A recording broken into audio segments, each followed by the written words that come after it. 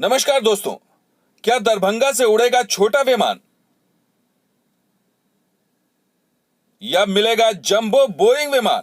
जी हाँ, इन्हीं सवालों के बीच आज ये रिपोर्ट हम लेकर के आए हैं कि क्या दरभंगा से जो दिसंबर या उसके बाद शुरू होगा हवाई सेवा, क्या उसमें दरभंगा को बड़ा जंबो विमान मिलेगा, बोइंग विमान मिलेगा, कुछ इसी तरह से उड़ेगा जैसे इस तस्वीर में आप देख रहे हैं।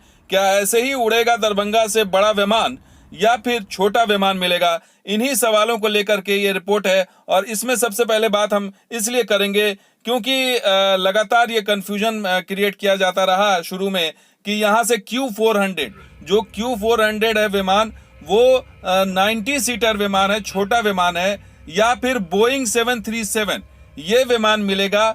ये 189 सीटर विमान है जो ज़्यादा यात्रियों को ढोता है। तो इन्हीं सवालों को लेकर के ये बात सामने आ रही थी कि क्या ये दोनों में से कौन सा विमान होगा, क्योंकि जो बात सामने आई थी उसके अनुसार जो बिहार के उप मुख्यमंत्री हैं सुशील मोदी, उन्होंने कहा था कि दरभंगा का एयरपोर्ट जो है वो रनवे जो है वो छोटा है और उन्होंने इसको कम करके बताया था और उन्होंने कहा था कि यहाँ से छोटा विमान शुरू होगा। तो इसको उन्होंने जो है ये बात जब रखी थी तो इसको लेकर के कई सवाल उठे कि आखिर दरभंगा का जब रनवे 9000 फीट लंबा है, पटना से भी लंबा है, तो आखिर छोटा विमान क्यों उतरेगा वहां? तो इन्हीं सवालों को जो है जन्म दिया सुशील मोदी ने और ये बात सामने आई कि एयरपोर्ट जो है रनवे छोटा है और इस वजह से यहाँ पर विमान नहीं उतर सकता। लेकिन जो हकीकत है वो इससे परे है और हकीकत जो है वो दिखाया था जो है कंपनी जो स्पाइस जेट जिनको ये मिला है ये रूट, वो इसको आईना दिखाया था और ये रिपोर्ट सामने आई थी उड़ान के 2 के जो है नीलामी के बाद। और उस रिपोर्ट में जो जाहिर हुआ वो उस सुशील मोदी के दावों की पोल खोलता है। मसलन ये देखिए, बेंगलोर से स्पाइस जेट का विमान जो है वो मिला, वो 189 सीटर है। दिल्ली से स्पाइस जेट का जो विमान शुरू होगा वो भी 189 सीटर है। मुंबई से स्पाइस जेट वो भी 189 सीटर। यानी इससे जाहिर होता है कि स्पाइस जेट ने जो प्रपोजल दिया है या उसकी जो वो है बिडिंग में जो वो बात उन्होंने लिख करके दी है बाकायदा, वो 189 सीटर की, यानी बोइंग 737 विमान दरभंगा से उड़ेगा, ये लिखित है।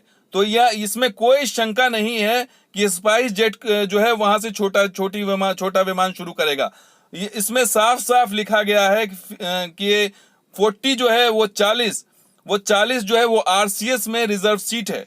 189 में आरसीएस में यानी कि रीजनल कनेक्टिविटी स्कीम जो है उड़ान स्कीम, उसमें 40 सीट रिजर्व होगी जो है लो प्राइसिंग में, और हफ्ते में 7 फ्लाइट होगी और सबसे मैक्सिमम जो किराया होगा वो 3470 का होगा। तो बाकायदा इन्होंने लिखित स्पाइस जेट ने लिखित दिया हुआ है सरकार को कि हफ्ते में 7 फ्लाइट शुरू करेंगे हर रूट पे, यानी रोजाना 1 फ्लाइट आएगी और अधिकतम किराया 3470 होगा। तो ये ऑन रिकॉर्ड लिखा गया है। तो इसमें सुशील मोदी ने जो कहा और जो बातें सामने आई थी उसमें कोई दो राय नहीं, उसमें कोई सच्चाई नहीं। और सच्चाई इसलिए भी नहीं है कि देखिए, दरभंगा के मुकाबले पटना और रांची में जो रनवे की लंबाई है वो देख लीजिए आप। पटना में 6600 फीट लंबा है, रांची 8900 फीट लंबा है, दरभंगा 9000 फीट लंबा है। तो वहां बोइंग विमान उड़ रहा है, लैंड कर रहा है। पटना और रांची में बोइंग विमान उड़ रहा है और लैंड कर रहा है, तो फिर दरभंगा में बोइंग विमान क्यों नहीं उड़ सकता?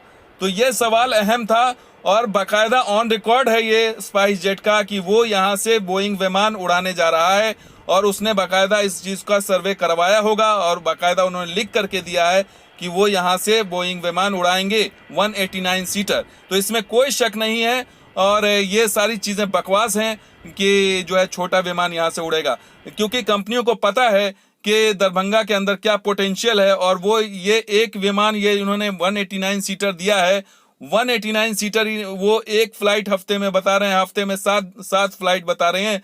लेकिन जो आगे आने वाले दिनों में हो सकता है कि पर डे 7 फ्लाइट हो और उससे भी ज्यादा हो, क्योंकि ये जरूरत जो है वो उनको पता है कंपनियों को और इसका मुनाफा पता है इस रूट का कि क्या मुनाफा होगा, इसलिए उन्होंने ये रूट को उन्होंने सर्वे के बाद दिया है। तो इसमें कोई शक नहीं कि बड़ा विमान ही उतरेगा यहाँ, बोइंग 737 विमान उतरेगा, टेक ऑफ होगा, लैंड होगा।